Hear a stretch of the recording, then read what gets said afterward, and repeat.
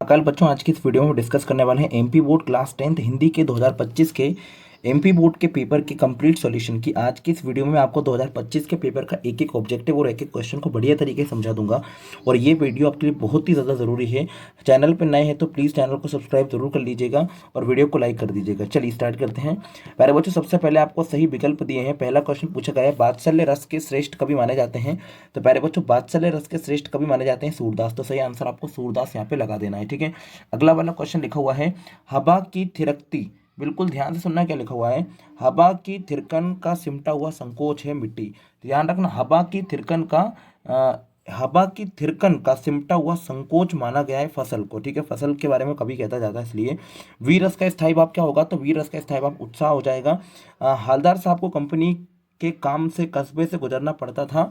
तो ये क्वेश्चन का आंसर गलत लगा देते हैं अक्सर बच्चे, तो याद रखो हालदार साहब को हर 15वें दिन में गुजरना पड़ता था। ठीक है, वाच्य कितने प्रकार के होते हैं, तो प्यारे बच्चों वाच्य दो प्रकार के होते हैं, कृतवाच्य और कर्मवाच्य। ठीक है, ये आपको सही लगा देना है। मंदू कांकरिया की सहेली का नाम याद रखेंगे, तो मंदू कांकरिया की सहेली का नाम प्यारे बच्चों मणि है। ये चैप्टर में मैंने आपको कंप्लीटली समझाया था। चलिए इधर देख लेते हैं रिक्त स्थानों के अंदर क्या क्या पूछा गया है। परशुराम ने खालिस्तान का वध किया था, तो प्यारे बच्चों परशुराम ने सहस्त्रबाहु का वध किया था। तो ये सही आंसर आपका हो जाएगा। कामायनी एक महाकाव्य जो कि जयशंकर प्रसाद के द्वारा देखा गया है। रस के कितने भेद होते हैं, तो रस के 10 भेद होते हैं। बाल गोविंद भगत की अवस्था खालिस्तान थी। तो प्यारे बच्चों बाल गोविंद भगत कितने वर्ष से ज्यादा के थे, ये मैंने आपको चैप्टर पढ़ाते वक्त समझाया था। 60 वर्ष से भी अधिक उम्र के बाल गोविंद भगत को बताया गया है। ठीक है, इसके बाद क्वेश्चन में पूछा गया है, जिजीविषा शब्द का अर्थ है। तो याद रखिएगा, जिजीविषा शब्द का अर्थ मतलब होता है प्यारे बच्चों जीने की इच्छा। ठीक है, याद रखिएगा जीने की इच्छा बिल्कुल सही आंसर हो जाएगा इसका कंप्लीटली। मैं क्यों लिखता हूँ, पाठ के लेखक का नाम आज्ञा जी है, तो आप यहाँ पे लगा देंगे। चलिए अब हम बात करते हैं सत्य असत्य की। पहला क्वेश्चन लिखा है, कमल तालाब को छोड़कर आकाश में खिल रहे हैं, तो बिल्कुल असत्य है प्यारे बच्चों, यहाँ पे गलत हो जाएगा। जो कमल है वो तालाब को छोड़कर आकाश में नहीं खिल रहे हैं। चौपाई छंद एक अर्ध सममात्रिक छंद है, तो बिल्कुल असत्य है प्यारे बच्चों, ये पूर्ण रूप से ही सममात्रिक छंद है, तो यहाँ पे भी आप असत्य भर देंगे। शीला अग्रवाल मन्नू भंडारी की माँ थी। अब ध्यान से क्वेश्चन को सुनिएगा, शीला अग्रवाल नहीं थी, है ना, बिल्कुल ये तो इनकी मित्र थी। अगला क्वेश्चन, या बिस्मिल्लाह खान को शहनाई वादक के लिए भारत रत्न मिला था। बिस्मिल्लाह खान चैप्टर आपने नौबत खाने में वादक तो पढ़ा है, तो बिल्कुल सही है। अगला क्वेश्चन है, जिस भाव से किसी काम को पूरा करने या पूरा होने का बोध होता है उसे हम क्रिया कहते हैं, बिल्कुल सही है। सभ्यता संस्कृति का ही परिणाम है, तो बिल्कुल करेक्ट है, संस्कृति से ही सभ्यता का निर्माण होता है। अगला क्वेश्चन लिखा हुआ है, संगतकार चैप्टर जो है प्यारे बच्चों उसे लिखा गया है मंगलेश डबराल जी के द्वारा। तो यहाँ पे सही आंसर आपका हो जाएगा मंगलेश डबराल। छंद के कितने प्रकार होते हैं, तो प्यारे बच्चों छंद के दो प्रकार होते हैं, एक मात्रिक छंद एक वर्णिक छंद। बिस्मिल्लाह खां को शहनाई वादक माना जाता है। गले का हार होने का मतलब होता है प्यारे बच्चों बहुत प्यारा। संधि के प्रकार होते हैं 3 प्रकार, स्वर संधि, विसर्ग संधि और व्यंजन संधि। बालम कीरा का जाएगा प्यारे बच्चों लखनऊ। ठीक है, ये आपको लगा देना है। चलिए एक शब्द में उत्तर देखते हैं, किसकी आभा अट नहीं रही है, तो याद रखो वसंत ऋतु की जो आभा है वो अट नहीं रही है। प्रबंध काव्य के कितने भेद होते हैं, तो प्यारे बच्चों प्रबंध काव्य के अब 3 भेद लगाइएगा, 3 बिल्कुल सही है। ठीक है, वैसे तो मुख्य भेद की बात की जाए तो 2 ही होते हैं, लेकिन 3 भेद इसके सही आंसर हो जाएगा, महाकाव्य, खंड काव्य और आख्यानक गीतिका। नेताजी सुभाष चंद्र बोस की प्रतिभा कहाँ लगाई गई थी, तो कस्बे के चौराहे पर लगाई गई थी। तो यहाँ पे लिखेंगे हम कस्बे के चौराहे पर, है ना, कस्बे के चौराहे पर लगाई गई थी। ठीक है, ये आपको लगा देना है। काला अक्षर भैंस बराबर का मतलब होता है प्यारे बच्चों, काला अक्षर भैंस बराबर का मतलब होता है एक अनपढ़ व्यक्ति। ठीक है, जिसे कुछ भी समझ में नहीं आता। ठीक है, अनपढ़ आप लिख सकते हो। बाबूजी राम नाम वही में कितनी बार नाम लिखते थे, तो याद रखो 1000 बार। ठीक है, 1000 बार आप यहाँ लिख देंगे। साना साना हाथ जोड़ी पाठ के आधार पर पहाड़ी कुत्ते कब भौंकते हैं, ये क्वेश्चन का आंसर आप अगर आपको आता है तो कमेंट सेक्शन में बताइएगा। साना साना हाथ जोड़ी पाठ के आधार पर पहाड़ी कुत्ते कब भौंकते हैं, तो इसका सही आंसर मैं बताता हूँ, लेकिन आप कमेंट में बताइएगा। तो आप याद रखो चांदनी रात में। ठीक है, चांदनी रात में आप यहाँ पे भर सकते हैं, मैं लिख देता हूँ एक बार।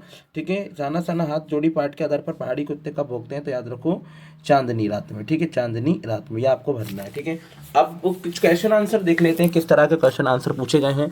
क्वेश्चन आंसर बहुत ही आसान पूछे जाते हैं, एक बार अच्छे से प्रैक्टिस अगर आपकी है तो आप कहीं से कहीं तक कोई भी गलती नहीं करोगे। चलिए, प्रगतिवाद की 2 विशेषताएं मैंने रखा कि इस युग के कवियों में ईश्वर के प्रति आस्था का भाव नहीं था और इस युग के कवियों ने समाज सुधार, नारी शोषण पर आवाज उठाई। देखिए, रीतिकाल को श्रृंगार काल इसलिए कहा जाता है क्योंकि इसमें श्रृंगार रस की प्रधानता देखने को मिलती है। सूरदास जी के जीवन परिचय की 2 रचनाएं सूर सागर, सूर सरावली और साहित्य लहरी आप यहाँ पे लिख सकते हैं, और भाव पक्ष आप लिख देंगे ना। जयशंकर प्रसाद की रचना कामायनी, आंसू लहर झरना आप लिख देंगे और भाव पक्ष आप मन से लिख सकते हैं। गोपियों ने उद्धव को से योग की शिक्षा कैसे लोगों को देने की बात कही, ये मैंने कंप्लीट करा रखा है, आप देख सकते हैं। फसल उपजाने के लिए आवश्यक तत्व कौन कौन से, ये भी मैंने आपको कंप्लीटली चैप्टर में अपने नोट्स में पढ़ा रखा है। आप चाहो तो उसे टेलीग्राम से डाउनलोड कर सकते हो, ठीक है। राम लक्ष्मण परशुराम संवाद पाठ के आधार पर राम के स्वभाव की 2 विशेषताएं मैंने आपको पढ़ा रखी है। संगतकार किन किन रूपों में गायकों की मदद करते हैं, ये भी मैंने पढ़ा रखा है। खंड काव्य किसे कहते हैं, ये भी मैंने पढ़ा रखा है। अतिशयोक्ति अलंकार की परिभाषा आपको आती ही है, जब किसी बात को बड़ा चढ़ाकर प्रदर्शित किया जाता है वहाँ अतिशयोक्ति अलंकार होता है, उस अलंकार में नामुमकिन तथ्य बोले जाते हैं। उदाहरण भी आपको याद कराया गया है। हनुमान की पूंछ में लगन ना पाई आग, लंका सारी जल गई, गाय निशाचर भाग, आप लिख सकते हैं। खंड काव्य किसे कहते हैं, जब नायक के जीवन के किसी एक भाग का वर्णन किया जाता है उसे खंड काव्य कहते हैं। खंड काव्य का आप ध्यान रखें, पंचवटी इसका उदाहरण आप लिख सकते हैं। हास्य रस का परिभाषा मैंने पढ़ाया है ना। मनुष्य के हृदय में हास्य नामक स्थायी भाव का जब विभाव, अनुभव और संचारी भाव से संयोग होता है तो उसे हम हास्य रस कहते हैं। फादर ने बनवा दिए 3 कोट 6 पेंट, बेटा मेरा हो गया कॉलेज स्टूडेंट, आप लिख सकते हैं। दोहा छंद की परिभाषा, दोहा छंद के पहले और तीसरे चरण में 13-13 और दूसरे और चौथे चरण में 11-11 मात्राएं होती हैं, कुल मिलाकर 24 मात्राएं होती हैं, दोहा छंद कहलाता है। आत्मकथा और जीवनी मंत्र मैंने आपको पढ़ा है। कहानी और उपन्यास मंत्र मैंने आपको पढ़ा रखा है। लेखिका मन्नू भंडारी के पिता को भटियार खाना क्यों कहते थे, रसोई घर को, तो ये भी मैंने पढ़ाया है। मूर्ति पर लगे सरकंडे का चश्मा क्यों उम्मीद जगाया था, ये भी मैंने पढ़ाया आपको, ठीक है। भगत ने अपने बेटे की मृत्यु पर क्या भावना व्यक्त की, ये मैंने आपको चैप्टर में पढ़ा रखा है। काशी में हो रहा है परिवर्तन, कौन से परिवर्तन बिस्मिल्लाह खां को व्यतीत करते हैं, मैंने आपको पढ़ा रखा है, ठीक है। स्वयं प्रकाश और मन्नी भंडारी का जीवन परिचय मैंने आपको पढ़ा रखा है। आप टेलीग्राम पे जाकर सारी चीज़ों को देख सकते हो। लाइव क्लास में आपको सारी चीज़ें कंप्लीट करा रखी हैं, वो भी जाकर आप देख सकते हो, पार्ट 1, पार्ट 2 और पार्ट 3 को, ठीक है। निम्नलिखित वाक्यों के लिए एक शब्द लिखिए जिसके आने की तिथि नहीं पता होती, उसे अतिथि कहते हैं। जो सब कुछ जानता हो उसे हम क्या कह सकते हैं, आप मुझे कॉमेंट सेक्शन में बताइएगा, ठीक है। देशभक्ति में कौन सा समाज से मैं बता देता हूँ, देशभक्ति के अंदर तत्पुरुष समास है, और गंगा यमुना में कौन सा समास है, कमेंट सेक्शन में जरूर बताइएगा, ठीक है। इसके बाद हम इस क्वेश्चन को जरूर कीजिएगा, बिल्कुल मोस्ट इंपॉर्टेंट है। भोलानाथ और उसके साथियों के खेल की सामग्री अपने खेल और खेलने की सामग्री से किस प्रकार भिन्न है, ये क्वेश्चन बहुत ही आसान तरीके से आप लिख सकते हो। संदर्भ प्रसंग मैंने सब कुछ पढ़ा रखे हैं, आप लोग थोड़ी सी मेहनत करोगे तो आप बढ़िया तरीके से कंप्लीट कर पाओगे, ये सब कुछ मैंने पढ़ा रखा है, ठीक है। ये बहुत ही आसान है। चलिए इसके बाद हम देखते हैं, ये भी सब कुछ पढ़ा रखा है, एक बार आप देखोगे तो सब कुछ बढ़िया तरीके से कंप्लीट कर पाओगे, ठीक है।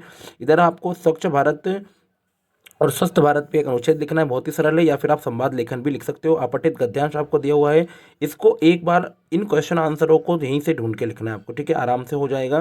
प्यारे बच्चों, इसके अलावा आपसे पूछा गया है कि अपने नगर के नगर पालिका अधिकारी को अपने वार्ड में व्याप्त गंदगी को दूर करने तो एक पत्र लिखना है, बहुत आसान है। पर्यावरण प्रदूषण का निबंध आपको आता है, आराम से हो जाएगा।